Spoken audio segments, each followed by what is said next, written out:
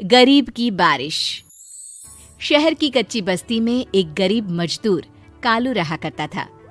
कालू के घर में उसकी पत्नी जानकी थी।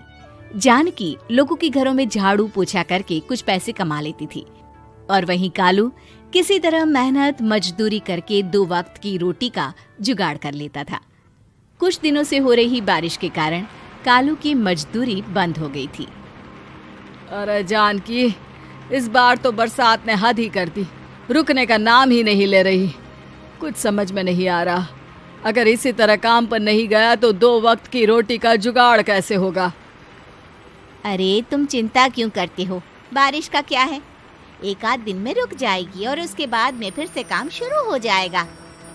अरे 3 दिन तो हो गए, बरसात तो रुक ही नहीं रही है और आगे भी रुकने के कोई आसार नहीं दिख रहे।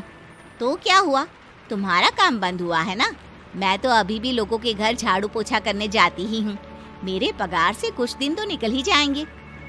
अरे घर का खर्चा तो हम किसी तरह चला लेंगे जानकी, लेकिन ये जो छत टपक रही है इसका क्या करेंगे। ये बात तो आपकी सही है। हमारी झोपड़ी अब काफी पुरानी हो चुकी है और इसके छप्पर में भी कई सारे छेद हो गए हैं। रात भर पानी टपकता रहता है। अरे मैं भी इसी बात से बहुत परेशान रहता हूँ।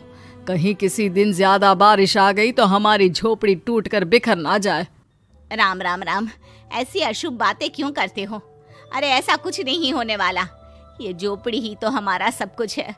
अगर यही नहीं रही तो हम जाएंगे कहाँ। ठीक है जानकी, जब तुम्हारी पगार मिल जाएगी तो कुछ पैसे बचाकर झोपड़ी के छप्पर की मरम्मत करवा लेंगे। शायद हमारी परेशानी कुछ कम हो जाए। ठीक है जी, अब ना ज्यादा परेशान मत हो। ये लो खाना खा लो और सो जाओ, सुबह मुझे भी जल्दी काम पर जाना है। जानकी और कालू अपनी झोपड़ी में सो गए। रात को अचानक से बहुत तेज बारिश शुरू हो गई। धीरे धीरे बारिश का पानी कालू की बस्ती में भरने लगा। पानी भरते भरते झोपड़ी के बाहर तक पहुंच गया था।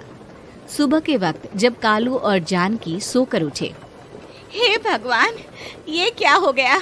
बारिश का पानी तो हमारे घरों तक पहुंच चुका है। अब मैं काम पर कैसे जाऊंगी।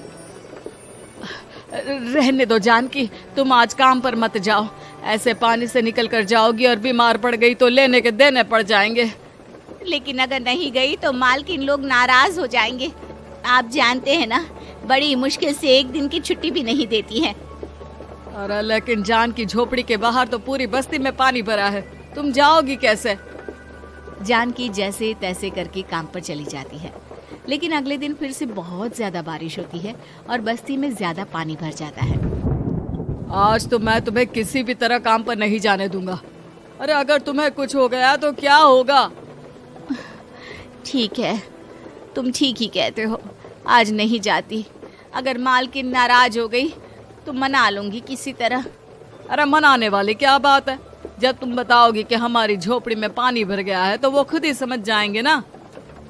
अगले 2 दिन तक तेज बारिश होने की वजह से जानकी, कालू और आसपास की बस्ती में रहने वाले सभी लोगों के घरों में पानी भर जाता है, जिसकी वजह से जानकी काम पर नहीं जा पाती। और 3 दिन के बाद जैसे ही जानकी काम पर पहुंचती है, कहाँ थी तुम? पिछले 3 दिनों से काम पर क्यों नहीं आई? मेम साहब क्या बताऊं, इतनी ज्यादा बारिश हो रही थी, हमारी पूरी बस्ती में पानी भर गया है और उससे भी ज्यादा तो मेरी झोपड़ी के अंदर पानी भर गया। आप ही बताइए कैसे आती मैं। इसका मतलब ये हुआ कि बारिश होगी तो तुम काम पर नहीं आओगी। ना ना, मेरे कहने का ये मतलब नहीं था मेम साहब। तुम जानती भी हो 3 दिन से कितनी परेशानी हो रही है मुझे। सारा काम मुझे खुद करना पड़ा। माफ कर दीजिए मालकिन जी, पर मैं क्या करती, आने के लिए रास्ता ही नहीं था, सब जगह पानी भरा हुआ था। बहाने तो तुझे बहुत बनाने आते हैं। जानकी देख, अगर अगली बार ऐसा किया ना तो फिर काम से हमेशा के लिए छुट्टी। अरे ना ना मालकिन, ऐसा मत कीजिए। बारिश की वजह से मेरे पति की मजदूरी भी छूट गई है। बड़ी मुश्किल से घर में 2 वक्त खाने की रोटी का जुगाड़ हो पाता है। आप मुझे काम से निकाल देंगे तो हम क्या खाएंगे। अगर इतनी ही चिंता है तो फिर रोजाना काम पर आया करो। चलो अब जल्दी से जाकर घर का सारा काम करो।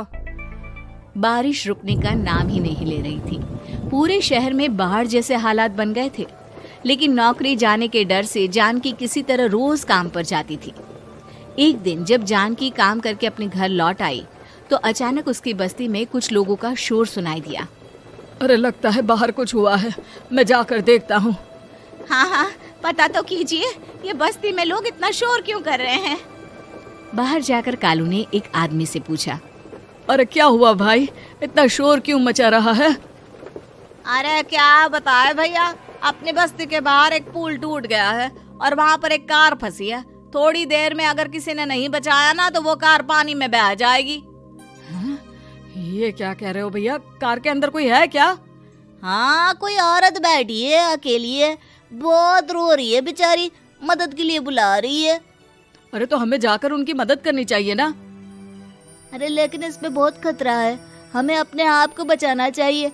पानी कभी भी हमारी बस्ती की तरफ आ सकता है। अरे तुम्हें नहीं चलना तो मत चलो, लेकिन मैं तो जाकर उस औरत की मदद जरूर करूंगा। कालू उस जगह पर पहुंचता है जहां वो औरत कार में फंसी हुई थी। वहां पर पानी का बहाव बहुत तेज था और सारा पानी कालू की बस्ती की तरफ ही आ रहा था।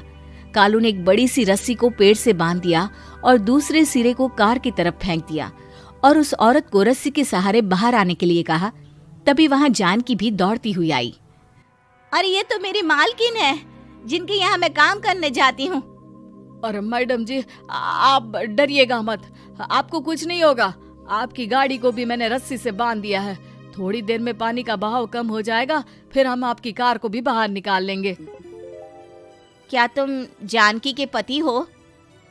हाँ, जानकी मेरी ही पत्नी है, आपके यहाँ काम करती है ना। लेकिन मेम साहब, आप यहाँ पानी में कैसे फंस गई? अब क्या बताऊं, मैं अपनी सहेलियों के साथ पिकनिक पर गई थी, वहीं से लौट रही थी। अचानक पानी का बहाव तेज हो गया और मेरी गाड़ी फंस गई। अरे कोई बात नहीं मालकिन, अब ना आप बिल्कुल सुरक्षित हैं। मैं तो बहुत बुरी तरह डर गई थी, कब से मदद के लिए चिल्ला रही थी, लेकिन कोई मेरी मदद के लिए नहीं आया। भला हो तुम्हारा पति का जिसने मेरी जान बचा ली। लेकिन जानकी, मैंने तुम्हारे साथ बहुत गलत व्यवहार किया। इतने खराब मौसम और बाढ़ में भी तुम्हें काम पर आने के लिए कहा, नौकरी से निकालने की धमकी भी दी, और तुमने मेरी जान बचाई। मुझे माफ कर दो। अरे कोई बात नहीं मालकिन, आपकी जान बचाना तो हमारा धर्म था।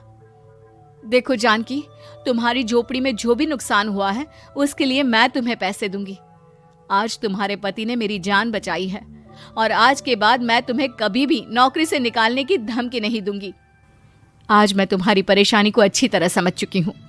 हम जैसे पैसे वाले लोगों के लिए अपने घर में बैठकर बारिश का मजा लेना बहुत आसान है, लेकिन तुम गरीब लोगों के लिए बाढ़ और बारिश काफी परेशानी खड़ी कर देते हैं।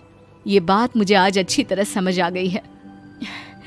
आपका बहुत बहुत धन्यवाद मालकिन।